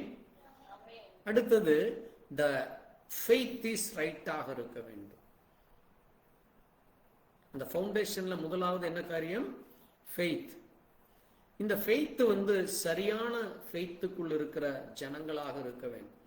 இங்க நம்ம சபையில் உட்கார்ற ஜனங்கள் ஒரே விசுவாசம் இருக்க வேண்டும். எபேசியர்ல சொல்லுது, எபேசியர் 4ஆம் அதிகாரத்துல வாசிங்க. எபேசியர் 4ஆம் அதிகாரத்துல எப்படிப்பட்ட விசுவாசமாமா? வாசிங்க. எபேசியர் 4ஆம் அதிகாரம், சீக்கிரம் எடுத்து வாசிங்க. பாருங்க, ஒரே நம்பிக்கைக்கு அழைக்கப்பட்டிருக்க போல, ஒரே சரீரம், ஒரே ஆவி, ஒரே கர்த்தர், ஒரே விசுவாசம், ஒரே ஞானஸ்நானம், ஒரே தேவன். ஆமென். அப்ப இதுதான் நம்முடைய சபையினுடைய அடிப்படை விசுவாசம். ஆமென். கர்த்தராகிய இயேசு கிறிஸ்துவை விசுவாசி, அப்பொழுது நீயும் உன் வீட்டாரும் ரட்சிக்கப்படுவீர்கள். ஆமென். அதைத்தான் அப்போஸ்தலனாகிய பவுல் பிரசங்கிக்கிறார். கர்த்தராகிய இயேசு கிறிஸ்துவை விசுவாசி, அப்பொழுது நீயும் உன் வீட்டாரும் ரட்சிக்கப்படுவீர்கள். அதைத்தான் நம்மளும் சொல்றோம். அதான் என்னது? சரியான விசுவாசம். Doctrine is simple, that which is teach. உபதேசம் என்பது நமக்கு அதை சுலபமாய் புரிந்து கொள்ள உதவ வேண்டும். ரொம்ப கடினமானதல்ல, அல்லது ஃபால்ஸ் டாக்டரினாக இருக்கக்கூடாது, தவறான உபதேசமாக இருக்கக்கூடாது. பிதா யாரு, குமாரன் யாரு, பரிசுத்தாவி யாரு, இவங்க 3 பேர்த்துக்கு என்ன உறவு, இன்னைக்கு எல்லாம் போட்டு உழப்புறத பார்த்தீங்கன்னா நமக்கு பார்க்கறக்கே பரிதாபம் இருக்கு. அடடா, எப்படி அன்றைக்கு பரிசேயரும் சதுசேயரும் இயேசு கிறிஸ்துவை என்ன சொன்னாங்க? இயேசு கிறிஸ்துவை பார்த்து என்ன சொன்னாங்க? இவன் ஒரு பிசாசு பிடிச்சவன், இவன் ஒரு பிசாசு பிடிச்சவன், இவன் தன்னை தேவனுக்கு சமமாக உயர்த்தி கொள்கிறான் என்று சொல்லி அவரை கொல்ல அவர்கள் வழி தேடினான். தேவ தூஷணம் பேசுகிறான் என்று சொல்லி. ஆனால் அன்றைக்கு இருந்த சில தேவ பிள்ளைகள், ஆமென், அவர்தான் மேசியா என்று அடையாளம் கண்டு கொண்டார்கள். ஆமென். அன்னைக்கு அநேகர் ஏற்றுக்கொள்ளல. ஆனாலும் அந்த சீஷர்களும், அங்கே சகேயும், அதுபோல அந்த சமரியா பட்டணத்திற்கு போறப்போ அந்த ஸ்திரீ, அவள் 6 புருஷன் இருக்கிறான். ஆனா அவளுக்கு என்ன தெரியுது? மேசியா வர்றப்போ இதை சொல்லுவார். அவனுக்கு சொல்றார், ஆண்டவர் சொல்றாரு, நானே அந்த நோடு பேசுகிற நானே அவர். பாருங்க, அப்போ தேவன் தன்னை வெளிப்படுத்துகிறார் சிம்பிளா இருக்கிற ஜனங்களுக்கு. அதனாலதான் இந்த ஃபெய்த் என்பது, இந்த டாக்டரின் என்பது, it should be simple, not hard. அது தவறான உபதேசமாக இருக்கக்கூடாது. அந்த உபதேசம் எப்படி இருக்க வேண்டுமாமா? தேவனுடைய வார்த்தையை அடிப்படையாக கொண்டிருக்க வேண்டும். எப்படி இருக்க வேண்டும்? அந்த வார்த்தையின் மேலே அது கட்டப்பட வேண்டும். அதனாலதான் யூதா 3ஆம் வசனம் சொல்லுது பாருங்க, நீங்க வாசிங்க. யூதா 3ல வாசிக்கிறப்போ அது எப்படியாமா? வாசிங்க யூதா 3. பிரியமானவர்களே, பாருங்க, பொதுவான ரட்சிப்பு. பாருங்க, உங்க மேல அவனுக்கு ஒரு கருத்து இருக்கு. நான் பொதுவானதா பேசுறேன், எல்லாருக்கும் தேவையான ஒரு முக்கியமான ஒரு பொதுவான காரியத்தை பேசுறேன். அது என்னது? பரிசுத்தவான்களுக்கு ஒரு விசை ஒப்பு கொடுக்கப்பட்ட விசுவாசத்திற்கு நீங்கள் தைரியமாய் போராட வேண்டும். அப்போ விசுவாசம் தேவன் ஒரு தடவை தான் உங்களுக்கு கொடுக்கிறார். நீங்க இந்த விசுவாசத்தை நீங்க இன்னைக்கு காலையில் எந்திரிச்சோன்னா ஆமா தேவன் இருக்காரு என்று சொல்றது, மத்தியானம் ஏதாவது பிரச்சனை வந்தா, அல்லது குடும்பத்தில் ஏதாவது போராட்டம் வந்தா, வேலையில் ஏதாவது பிரச்சனைகள் வந்தா, பண கஷ்டங்கள் வந்தா, அல்லது வியாதிகள் வந்தா, ஐயோ தேவனே இப்ப என்னை இப்படி சோதிக்கிறாரு, அவர் இருக்காரா இல்லையா? இதுதான் என்னது? அவிசுவாசியுடைய மனநிலை. ஆமென். அது நமக்குள்ள இருக்கக்கூடாது. அதுதான் ஒரே விசுவாசம். அந்த பரிசுத்தவான்களுக்குரிய அந்த ஒரே விசுவாசத்தை என்னவா இருக்க வேண்டுமாமா? என்னவாமா அது? வாசிங்க முழுசா. பரிசுத்தவான்களுக்கு ஒரு விசை ஒப்புக் அந்த ஒரு விஷயம் ஒப்பு கொடுக்கப்பட்ட விசுவாசம் நீங்க தைரியமாக இருக்க வேண்டும். அந்த தைரியம் நமக்குள்ள இருக்க வேண்டும். சும்மா நானும் நம்புறேன்னு சொல்லி போராட்டம் பிரச்சனைகள் வந்தா இந்த குழப்பற மனநிலை நமக்குள்ள வரக்கூடாது. ஆமென். That is a right faith. அதான் சரியான விசுவாசம். அதான் சரியான விசுவாசம். அப்படித்தான் நீங்க கட்டப்பட வேண்டும். குழப்பமான மனநிலை அல்ல. ஏனென்றால் நீங்க உங்களுடைய வீடு எங்க கட்டப்பட்டிருக்கு? கண்மலையில. தேவனுக்குள்ளாக நீங்க இருக்கிறீங்க. நீங்க ஒன்றும் உலகத்தில் இல்லை. நீங்க நினைக்கலாம் நம்ம உலகத்துக்குள்ள இருக்கிறோம், உலகத்தில் இருக்கிறப்போ எனக்கு இது வரும் அது வரும்னு. நீங்க உலகத்தில் இருந்தாலும் உங்களோடு கொடுக்கிறது யாரு? இதோ உலகத்தின் முடிவு பரிந்தும் சகல நாட்களிலும் உங்களோடு கூட இருக்கிறேன். ஆமென். அப்ப தேவன் நம்மோடு கூட இருக்கிறப்ப நம்ம ஏன் போய் கலங்கணும், போராடணும், பிரச்சனையை பார்த்து பயப்பட வேண்டும்? இயேசு கிறிஸ்து சீஷர்களோட அந்த கடல்ல அந்த கப்பல்ல போயிட்டு இருக்காரு. காற்றடிக்குது, அவர் பாட்டுக்கு தூங்கிட்டு இருக்காரு. சீஷர்கள்லாம் கத்துறாங்க. ஆண்டவர் எந்திரிச்சு என்ன சொன்னாரு? இந்த காற்றையும் கடலையும் பார்த்து அமைதலாருன்னார். அவ்வளவுதான். ஏன்னா அவர் சொன்னது கேக்குது.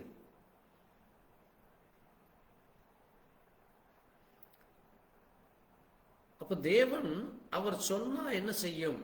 அது நடக்கும். அவரை விசுவாசிக்கிறவர்களுக்கு அவர் அதை செய்ய வல்லவராக இருக்கிறார். ஆமென். அப்ப அதுதான் விசுவாசம். அதனாலதான் பாருங்க, அப்போஸ்தலர் 8ஆம் அதிகாரத்துல நீங்க எப்படிப்பட்ட உபதேசத்தில் இருக்கிறீர்களாமா? வாசிங்க. அப்போஸ்தலர் 8:35 சொல்லுது. சீக்கிரம் வாசிப்போம்.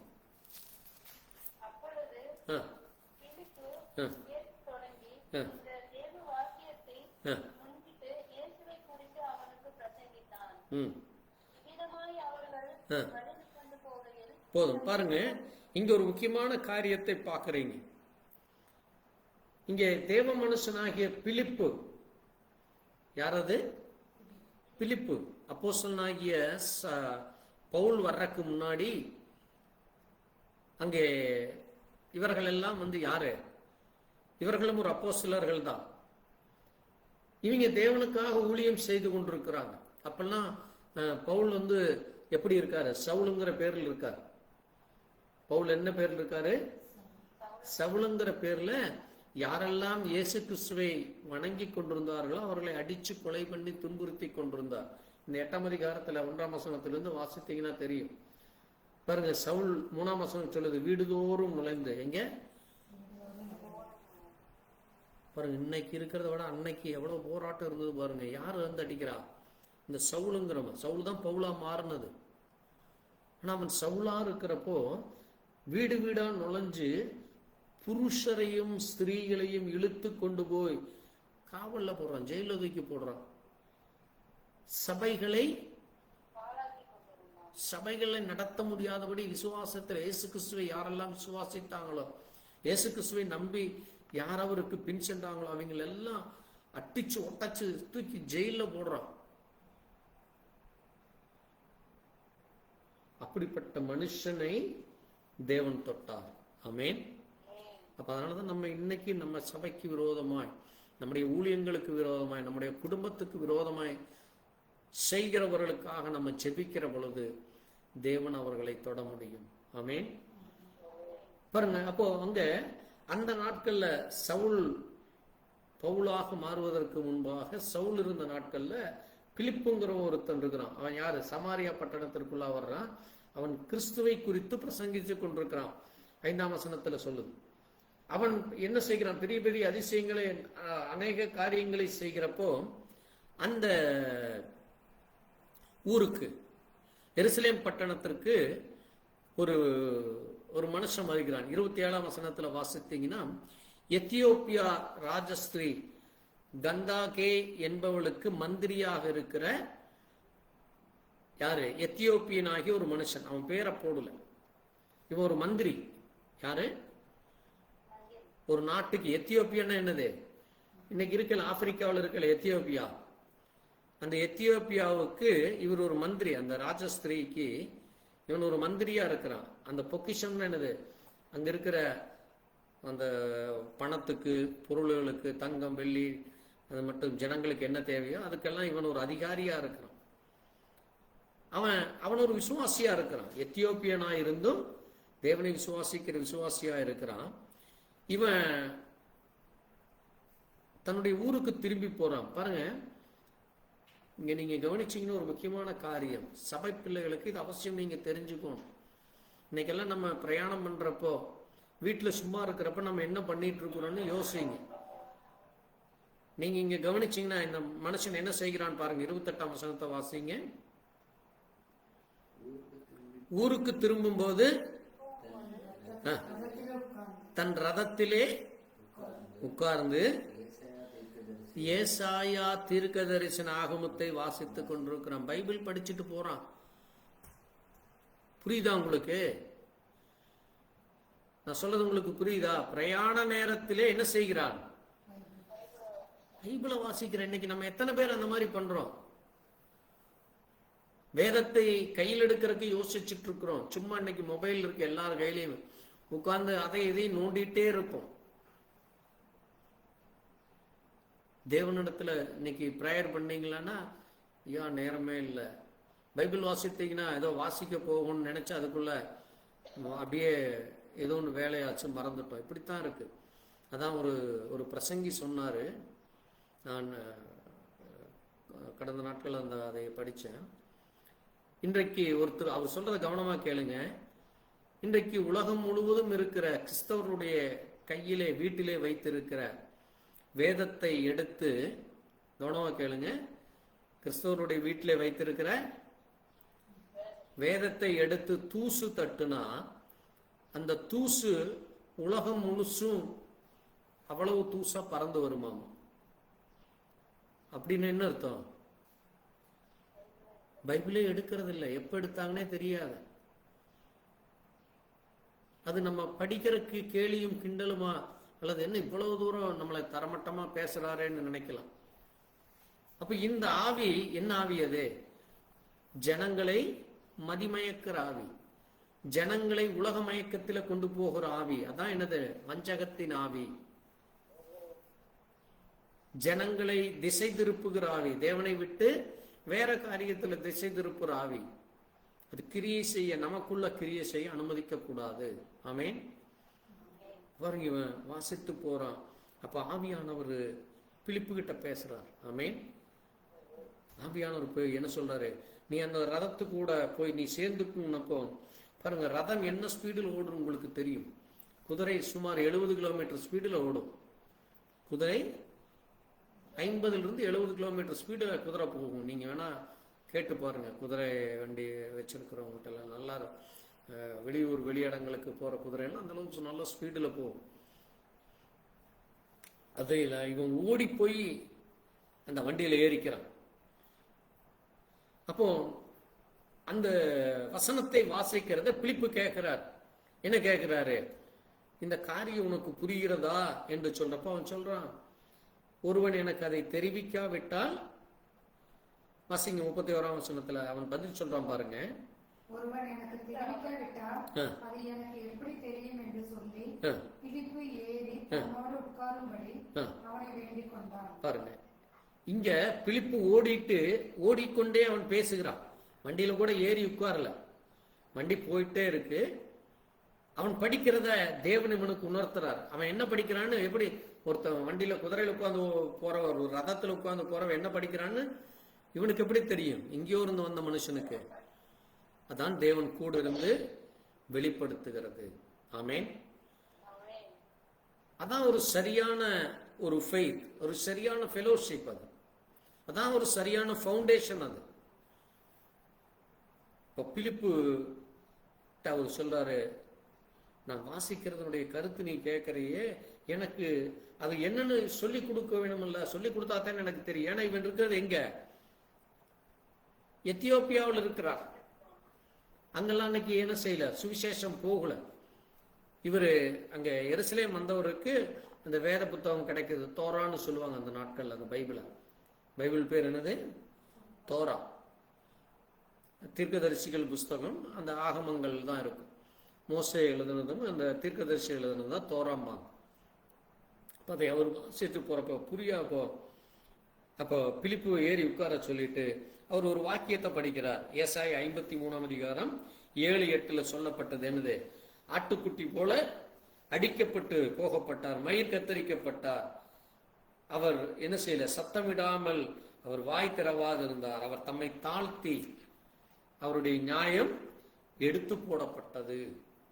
அவருடைய ஜீவன் பூமியில் இருந்து எடுபட்டு போயிற்று. அவருடைய வம்சத்தை யாராலே சொல்ல முடியும்னு இந்த வசனத்தை வாசிக்கிறப்போ இது பிலிப்பு கேட்கிறாரு, இது தீர்க்கதரிசி தன்னை குறிச்சு பேசுறாரா அல்லது வேறொருத்தர் குறிச்சா என்று கேட்கிறப்போ அப்போ சொல்றாரு, அதை என்னன்னு எனக்கு நீ சொல்லுங்கிறப்போ பிலிப்பு என்ன செய்கிறாராமா? இந்த வேத வாக்கியத்தை குறித்து யாரை குறிச்சு பேசுறாரு? யாரை குறிச்சு பேசுறாராமா? வாசிங்க 35. அதைத்தானே வாசிச்சோம் நம்ம. பிலிப்பு எதை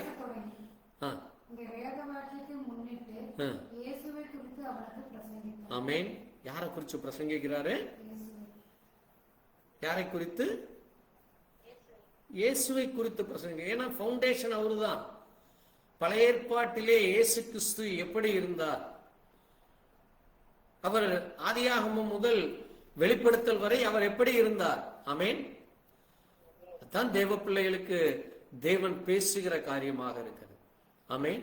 நான் உங்களுக்கு வாசிச்சு சொல்லிட்டு நான் அடுத்த வாரம் கர்த்தருக்கு சித்தமானால் நம்ம அநேக காரியங்களை வாசிக்கலாம். பழைய ஏற்பாட்டிலே இயேசு என்னவாக இருந்தார், புதிய ஏற்பாட்டிலே அவர் இன்றைக்கு அவர் என்னவாக இருக்கிறார் என்று ஆதியாகமம் முதல் வெளிப்படுத்தின விசேஷம் வரை நான் உங்களுக்கு சொல்லி நம்ம தொடர்ந்து வரும் நாட்கள்ல இந்த காரியத்தை குறித்து நம்ம தியானிக்கலாம். ஏன்னா மிக முக்கியமான ஒரு காரியம். என்னது? மிக முக்கியமான காரியத்தை நம்ம தியானிச்சு கொண்டிருக்கிறோம். வெறுமென இந்த உலகத்தானை போல உலக காரியங்களை நம்ம பற்றி பேசாதபடி வேதத்திலே தேவன் என்னென்னவெல்லாம் நமக்காக செய்து வைத்திருக்கிறார். ஆமென். எப்படியெல்லாம் தன்னுடைய பிள்ளைகளுக்கு அவர் செய்ய போகிறார் என்று நம்ம அறிந்து கொள்ள வேண்டும். நம்ம தேவனை குறித்து முழுசுமாய் புரிந்து கொள்ள வேண்டும். தேவனுடைய வார்த்தைகளை குறிச்சும் தேவனுடைய மகிமைகளை குறிச்சும் தேவன் நமக்கு செய்கிற அற்புதங்களை, ஆசீர்வாதங்களை, நன்மைகளை குறித்து நம்ம அறிந்து கொள்ள வேண்டும். ஆமென். பாருங்க, வெளிப்படுத்தின விசேஷத்துல ஆதியாகம புஸ்தகத்துல அவர் எப்படி இருக்காராமா? ஆதியாகமத்துல இயேசு கிறிஸ்து யாரா இருக்கிறாரு? ஸ்திரீயின் வித்து. ஆமென். இயேசு கிறிஸ்து யார்? அவரு ஸ்திரீயின் வித்தாக இருக்கிறார். அவர் யார்? அவரு ஸ்திரீயின் வித்தாக இருக்கிறார். அதனாலதான் அங்க 3ஆம் அதிகாரத்துல சொல்லப்பட்டிருக்கிறது, இயேசு கிறிஸ்து யாராக இருக்கிறாராமா? அவர் ஸ்திரீயின் வித்தாக இருக்கிறார். அவர் யார்? அவரு ஸ்திரீயின் வித்தாக இருக்கிறார். அடுத்தது நம்ம அடுத்த காரியத்துக்குள்ள போறப்போ இயேசு கிறிஸ்து என்ன இருக்காரு? இயேசு என்னவா இருக்கிறார்? நீங்க வாசிக்கிறப்ப இயேசு நமக்கு என்னவாக இருந்தாராமா?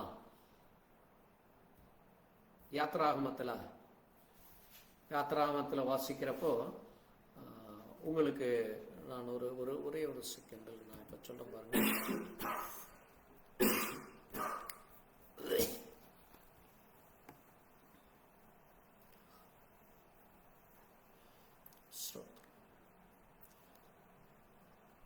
மொத்தம் அந்த டோட்டல் பைபிள்ல அவரை குறித்து சொல்லப்பட்டிருக்கு.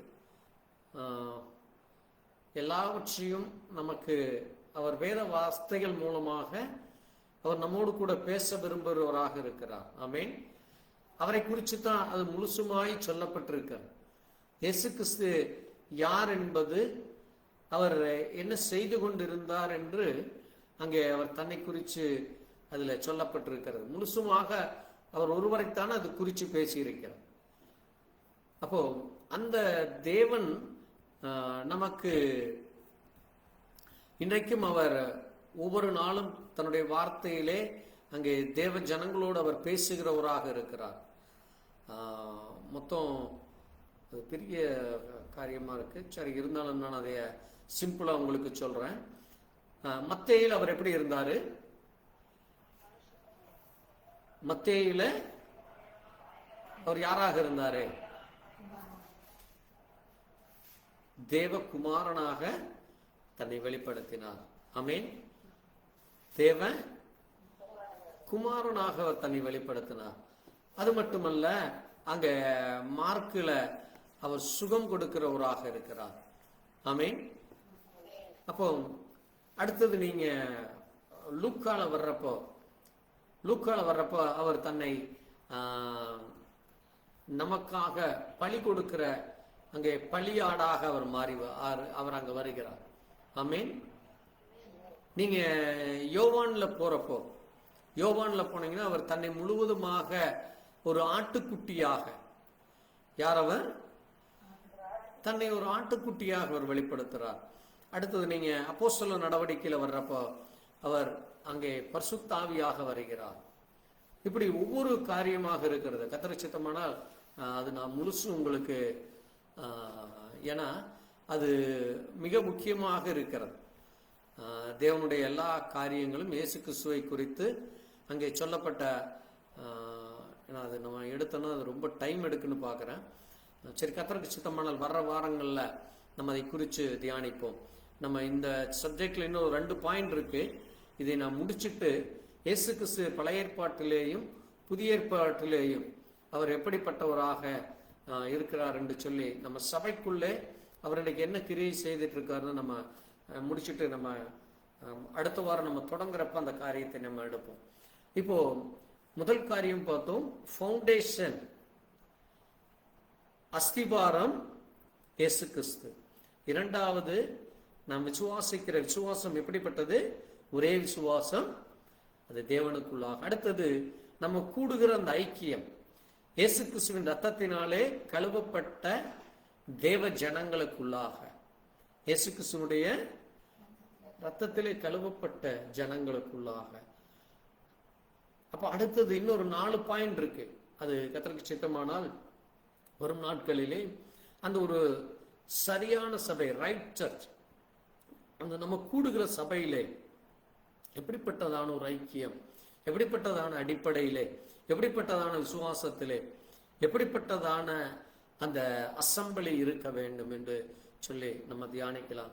நம்ம கேட்ட வசனத்திற்காக நன்றி சொல்லி நம்ம கர்த்தருடைய சமூகத்திலே ஒப்பு கொடுத்து தொடர்ந்து நம்ம ஜெபிக்கலாம். தேவன் தாமே நம்மை இம்மட்டும் ஆசீர்வதித்து வழி நடத்தினார்.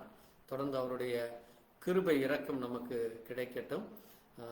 நம்ம வாசித்து தியானித்த வேத பகுதிகளுக்காக நன்றி சொல்லி நம்ம ஜெபிக்கலாம்.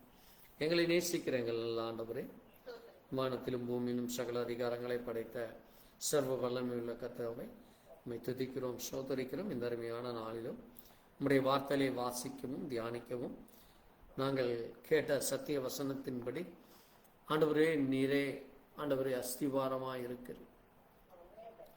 இந்த அஸ்திவாரத்தின் மேல் அவனவன் என்ன போடுகிறானோ அது நீர் கணக்கு கேட்பேன் என்று சொல்லியிருக்கிறோம். நாங்கள் வார்த்தை என்னும் மகிமையின் தேவனாகி உம்முடைய வார்த்தையை மட்டுமே, வேர்ட் ஆஃப் காட் மட்டுமே நாங்கள் பேச, நீரே வார்த்தையாயிருக்கிறேன், நீரே மாம்சமான தேவனாய் வெளிப்பட்டேன். அந்த ஒரே விசுவாசம், ஒரே தேவன், ஒரே கர்த்தர் என்ற விசுவாசம், ஒரே ஞானஸ்நானம் என்ற விசுவாசம், சகோதர சிநேகிதம் என்ற விசுவாசத்திலே எங்களுடைய ஐக்கியம் தேவனோடு கூட இருக்கிறது என்று சொல்லத்தக்கது. எங்கள் ஐக்கியம் வானத்தையும் பூமியை படைத்த சர்வ வல்லமையுள்ள கர்த்தரோடு கூட இருக்கிறது என்று சொல்ல, எங்கள் ஒவ்வொருவரையும் உண்டாக்கி உருவாக்கின தேவன் எங்களுக்காக இந்த பூமியிலே மனுஷராய் வெளிப்பட்ட இயேசு கிறிஸ்துவோடு கூட இருக்கிறது. அவர் இந்த பூமியை மனுஷனை படைக்கிற பொழுது அவர் பிதாவாக இருந்தார். எங்களுக்காக மரிக்க அவர் குமாரனாய் வெளிப்பட்டார். இன்றைக்கு அவர் பரிசுத்த எங்களோடு கூட இருக்கிற அந்த ஒரே தேவனாக இருக்கிறார் என்று சொல்லி நாங்கள் அறிக்கையிட தேவ கிருபை கொடுத்திருக்காய். தொடர்ந்து நாங்கள் விசுவாசத்திலும் அன்பிலும் தைரியத்திலும் வளர கர்த்தர் இரக்கம்பா. வரும் நாட்களில் இன்னும் அதிகமாக வேதத்தை குறித்தும் அதனுடைய மகத்துவங்களை மகிமையை அறிந்து கொள்ள கிருபை. உடைய இரக்கம் தொடர்ந்து எங்களுக்கு கிடைக்க வேண்டுமா? இயேசு கிறிஸ்துவினுடைய பரிசுத்த நாமத்திலே என் ஆத்மாவே கர்த்தரை முழு உள்ளமே பரிசுநாமத்தை என் ஆத்மாவே கர்த்தரை ஸ்தோத்திரி. கர்த்தர் செய்த சகல உபகாரங்களும் மறவாதே. அல்லேலூயா. கர்த்தருக்கு ஸ்தோத்திரம். துதி கன மகிமையோ ஓ எல்லாமுமே, ஓ எல்லாமுமே, துதி கன மகிமையோ ஓ நீரே ராஜாவே. அல்லேலூயா. ஸ்தோத்ரம் ஸ்தோத்ரம் ஸ்தோத்ரம் ஸ்தோத்ரம் ஸ்தோத்ரம் நீரே ராஜாவே. அல்லேலூயா. துதி கன மகிமை ஓ எல்லாமுமே, ஓ எல்லாமுமே, துதி கன மகிமையோ ஓ நீரே ராஜா. ஆமென். அல்லேலூயா. நம் ஆண்டவராகிய இயேசு கிறிஸ்துவினுடைய கிருபையும் தேவனுடைய அன்பு பரிசுத்த ஐக்கியமும் இன்னும் இன்னும் சதா காலங்கள் நம் அனைவரோடு கூட இருப்பதா. ஆமென். அல்லேலூயா. கர்த்தருக்கு ஸ்தோத்திரம் உண்டாகட்டும். God bless you. எங்களுக்கு ஒரு ஜெபித்துக் கொள்ளுங்கள். புதன்கிழமை நம்ம தொடர்ந்து அந்த வேத பகுதியை தியானிக்க எங்களோடு கூட இணைந்து கொள்ளுங்கள். கர்த்தர் உங்களோடு கூட இருப்பாராங்க. ஆமென். God bless you. Thank you Jesus.